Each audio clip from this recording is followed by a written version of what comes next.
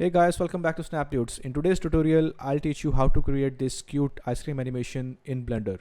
So let's start with the tutorial. Okay guys, so I'm in Blender 2.92 and we won't delete the default cube. I think this is the first time ever in a tutorial. Anyways, so this is our default cube. I'll press N to bring in the transform property, and I'll set the Y value to 0.3 and the X value to 0.6, so that way we have like this kind of rectangular shape. Okay, then I'll press Ctrl A on the keyboard to apply the scale property. So okay, the next step is to press tab on the keyboard, and this will bring up the the editing menu. Yeah, so I'll make sure I have selected the edge select mode. You can also select it by pressing 2 on the keyboard, and then I'd select this edge, hold shift, and also select the left edge as well. Then I'll press Ctrl B on the keyboard to make a bevel, right? So I'll drag my mouse like this and increase the scroll wheel too, so that way I'll create a round shape at the top, as you can see, like this. And then I press the tab key again to exit the edit view.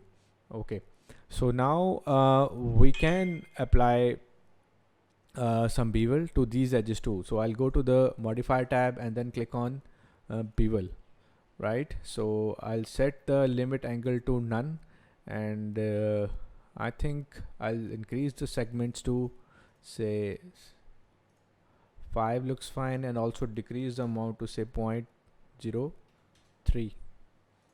okay, so this looks fine. Okay, so the next step is to create the stick.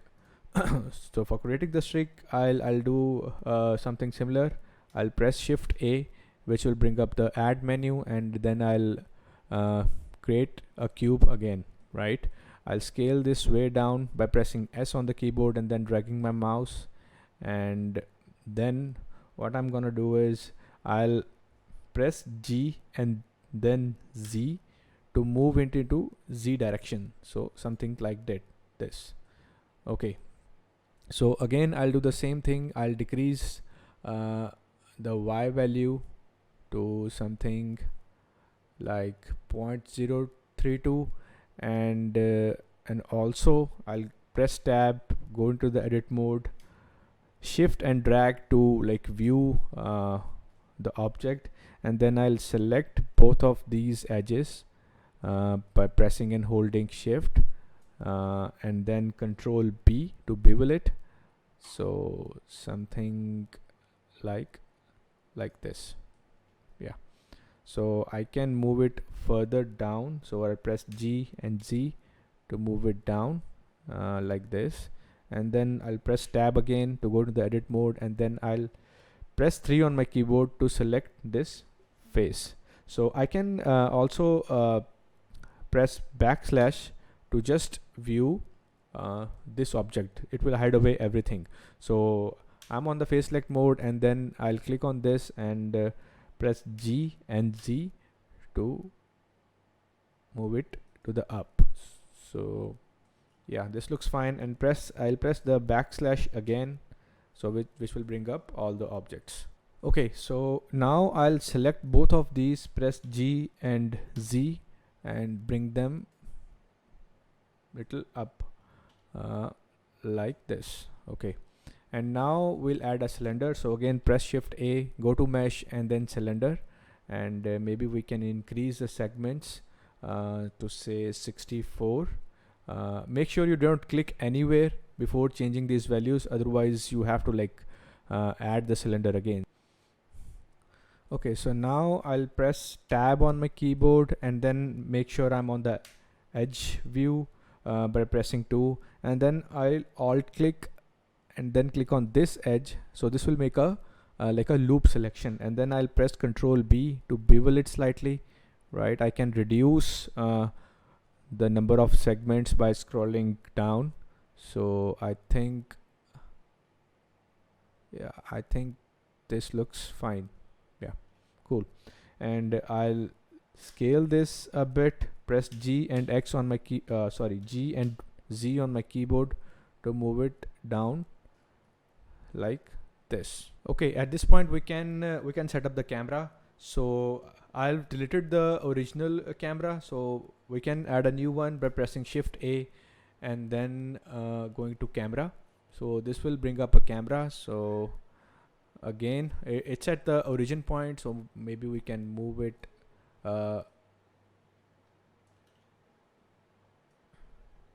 away like this and press 0 to see the camera view. So I'll press N on the keyboard and click on the view tab and then click on camera to view. So this will kind of save our camera location. So again, I'll shift and drag my artboard like this to bring up the scene into the view of the camera. So I can zoom in a bit, right? So I think, yeah, this looks fine. So one thing that we'll do is I'll click on this camera icon and change the type of my camera to orthographic. Okay, so I'll go into the orthographic scale and change it to something like this. Okay, so this looks fine, and then I'll uncheck the camera to view. Okay, so now the next part is to add a background. So for that, I'll press Shift A and then go on mesh and then add a plane. Okay, so to rotate this plane, I'll click on R and then X and 90. So this will rotate the plane by 90 degrees. And I'll scale this to by say 3 times. So I'll press S and 3, which will scale this plane by 3 times, and I'll press G and Y to move it to the back.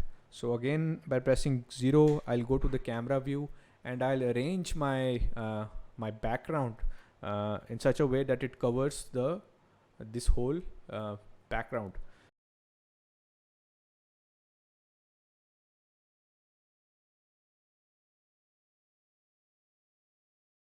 Okay, so I select my cylinder, right click and click on shade smooth. Okay, so now comes the interesting part, which is the shading.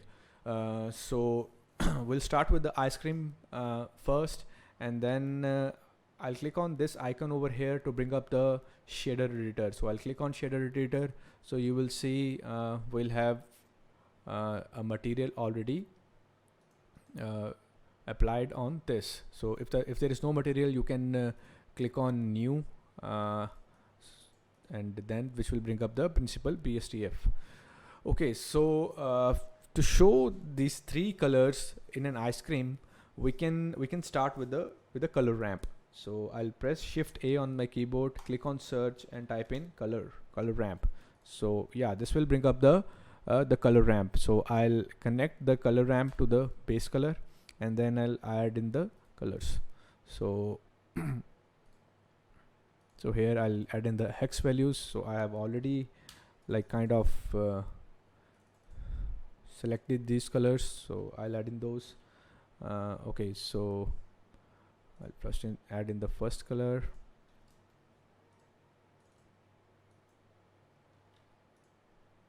then the second color too, and to create another color, so I'll click on plus, which will bring up add another kind of a keyframe to this. So I'll change again, make this color same purple, right? Okay, so I'll drag it like this and then I'll click on plus again, and then I'll add in the third color, which is our pink color. So press C and then change it color over here. Okay, so now we have added these 3 colors. So to show you the material view, I'll press Z on my keyboard and then I'll go to the material preview. So now we'll see that even though we have 3 colors over here, only one of the color is getting applied. So how we can solve this? So we can solve this by differentiating the z value, like extracting the z value so that colors only show up in that direction. So for that, we need to create a like separate out the x, y, and z's. So I'll press shift on my keyboard, type in separate x, y, and z, and add in the z factor to this. So you see, even though the color changed, but we haven't achieved our goal. So in order to fix that, we need to add a texture coordinate node. So make sure you have Node Wrangler add-on enabled. So to enable that, go to edit and preferences, and then add-ons, and type in Node Wrangler. So you will see mine is already selected, and check this and click on this separate x, y, and z. Press Control Shift and T. Sorry, not Control Shift and T. Press Control T, which will bring up the this mapping texture coordinate and the image texture. We'll delete the image texture and put in the vector value to this. Again, you will see nothing happens. So we'll change the UV to generated. So we'll drag it like this. So as you can see, our colors are applied on the this ice cream. So in order to like reduce this fall off, what we can do is we can drag this blue something like this, and the same thing we can do for the pink color. So I'll slightly adjust it more so that they kind of look equal.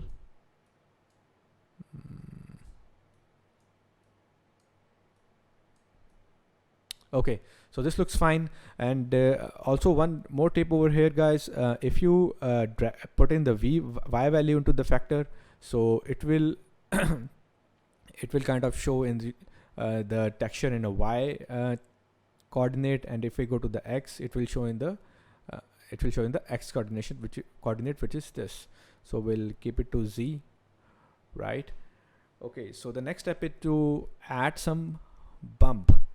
So in order to add some bump, I'll be importing a fingerprint texture, which I have like downloaded from CG Bookcase, and I'll also leave the link in the description, and you can see over here. So I have this texture, this fingerprint texture, which I'm going to use it in the to add some patches or unevenness on the ice cream. So okay, so for that I'll press Control I'll bring in, click Shift A, and then click on image texture, right? So, and also I'll bring in the bump texture. So I'll click on Shift A and then bump. So I'll click the normal to the normal value, and I'll add the color to height. So again I'll click on open and add in my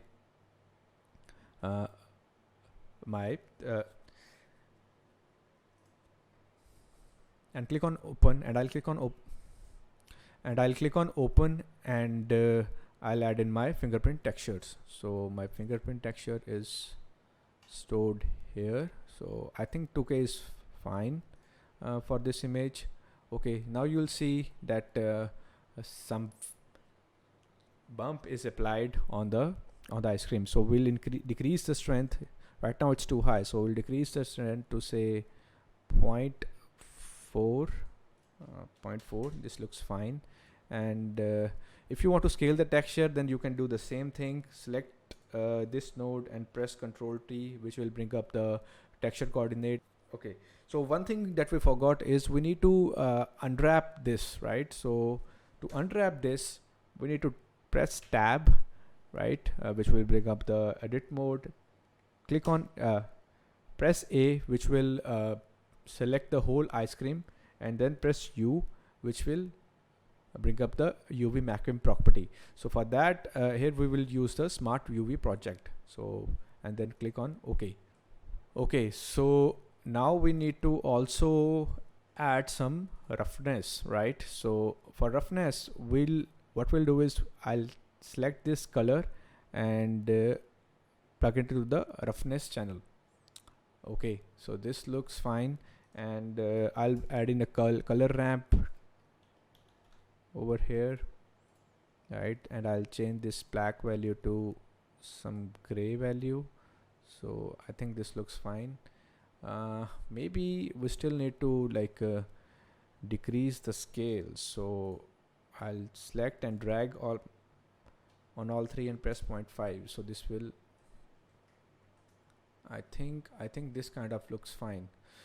Okay, so the next step is to texture the, like, add color to the stick. So for the stick, again, I'll select the stick, ice cream stick, and click on new, which will bring up the principal BSDF, and I can name my material from here. So I'll call this stick, and I'll change the base color to some brown color.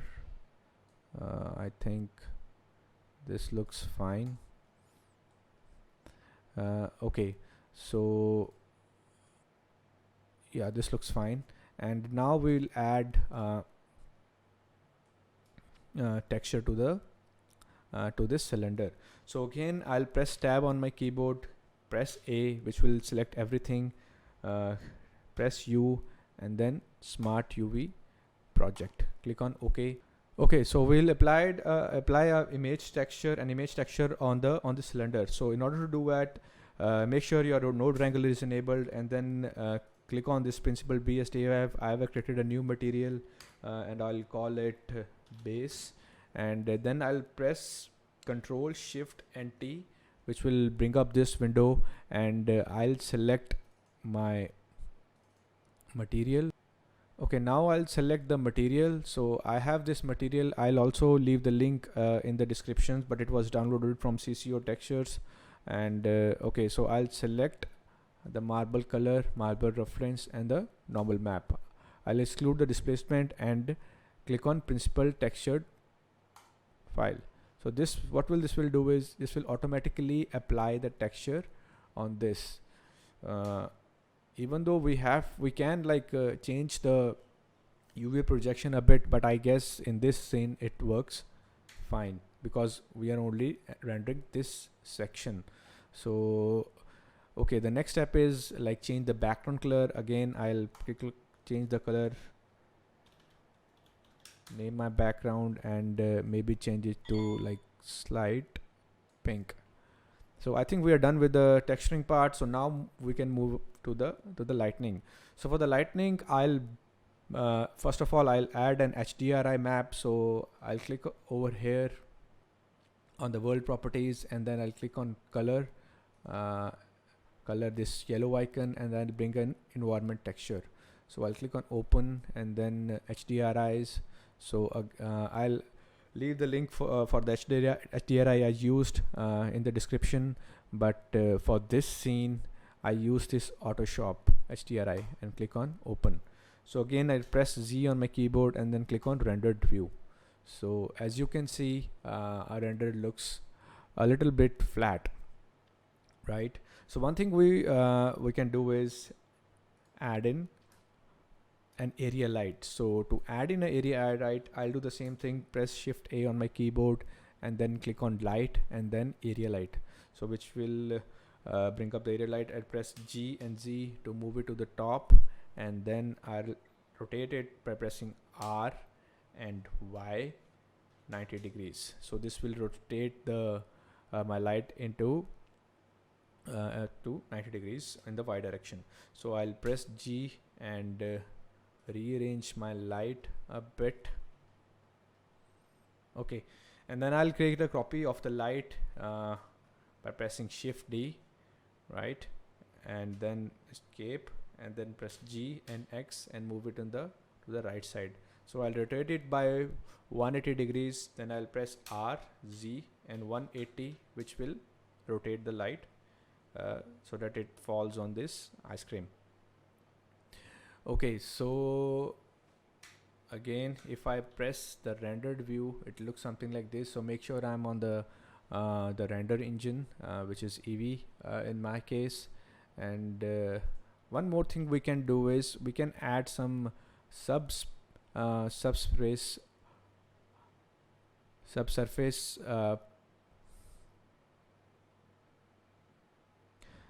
One thing we can also do is to add subsurface scattering. So I'll add some subsurface scattering. So I'll keep it very subtle. So 0.06 looks fine, and I think make it 0.02. Yeah, so this looks fine. So if I render this, it looks something like this. Okay, so the next step is we can add in another light, which will be spotlight in this case.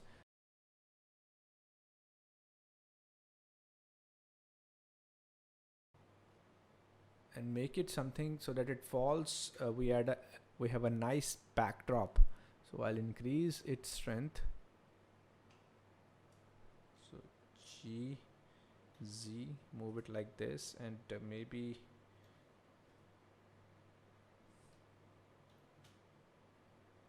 something like this. Yeah. Okay.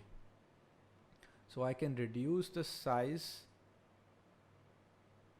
of my light like this, so it only falls on this area of the ice cream. Okay, so the next step we can do is I'll scale my background a bit more. So I'll press S and say an 8. So this will cover up the whole background, and then maybe I'll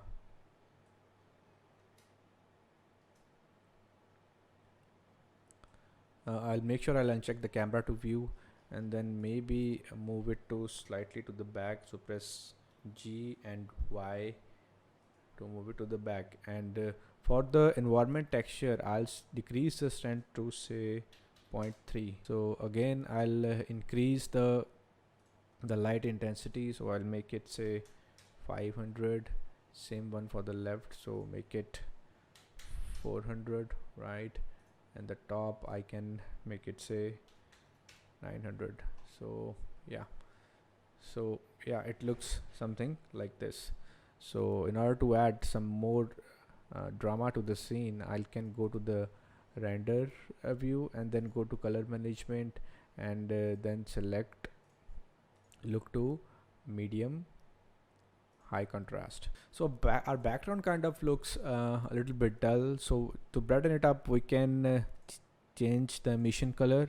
So I'll use this hex code and click enter, and then press F12. So yeah, so my render preview looks like this. We can rearrange the camera, but that can come later. So what I'm gonna do is, you see there is a lot of darkness on the left side of the ice cream. So I'll move my left light so that there is more brightness on the left area. So maybe I'll rotate it like this, G and Y. Yeah, and then if I click on the render preview, it looks something like this. Okay, so now in order to animate the scene, I need to connect these two objects. So in order to do that, I'll select both of these objects by pressing shift and then clicking on the second object, and then pressing Control P, which will bring up this parent property, and then select parent to object. That way this stick is parented to the main ice cream. In order to animate, I'll click on this icon over here, and then click on this timeline, which will bring up my timeline. Okay, so if I go to the rotation property of the cube, so which is over here, and rotate it like this, the whole ice cream gets rotated in the Z direction. So I'll bring it to 0, and in order to add a keyframe, I'll right click and then insert keyframe, right? And then if I want to complete my circle, say 150 by 150 frames, and then I'll again click on Z value, press in 360, press enter, right click, and then insert keyframe. So you will see it added a keyframe over here. And then I'll go to my scene properties, which are over here, output properties, and then I'll select the end value to be 150. So if I play the animation, it looks something like this. So you see that the animation starts slowly and pick up the speed and then decreases slowly. So in order to fix that, so this whole animation is at a constant speed, I'll click on this icon over here and click on graph editor. So this will bring up the my graph editor. If I scroll up, you will see from over here it like slowly picks up the speed. So in order to fix that, I'll select everything by pressing A and then pressing T on my keyboard and set the interpolation to linear. So if I go back to the timeline and play my timeline now, you will see the whole animation is at a constant speed. Okay, so my animation looks like this. Okay, so before we start the rendering process, we need to make some changes to the scene. So make sure I'm on the Eevee render engine. My render sampling rate has been set to 300. I'll enable ambient occlusion and I'll also enable screen space reflections and click on refractions if there are any, and also change my shadows cube size to say 124. So now if I play the animation, it looks like this. You can see the reflection of the ice cream on the bottom cylinder. So now to render the animation, I'll go to the output properties and I'll select the output path from here. I'll select the output path and then I can select the file format to PNG or AVI raw. So I'll keep it as PNG and then I'll click on render and then render animation. Okay guys, so my render is complete now and I'll import all this PNG into one file into After Effects. So I have After Effects opened and then I'll click on new project and then click on new composition and I'll select the composition to 1080 by 1080 because that was the original render dimensions, and then I'll click on file and then import and click on multiple files. I'll go to my destination folder and then click on ice cream and then select the first one and make sure PNG sequence is selected, and then I'll import my PNG sequence, right? And you can see the PNG sequence here. I'll drag it over here and I'll scale up my timeline and press N so that I can go to the last frame and something. Okay, so this looks fine. So in order to export the file, I'll go to composition and then add to render queue, select my output path, which will be this folder, and then save and then click on render. Okay guys, so this is how our animation looks like. That's it for this one guys. See you in the next one, and I'll leave the link for this original blend file in the description.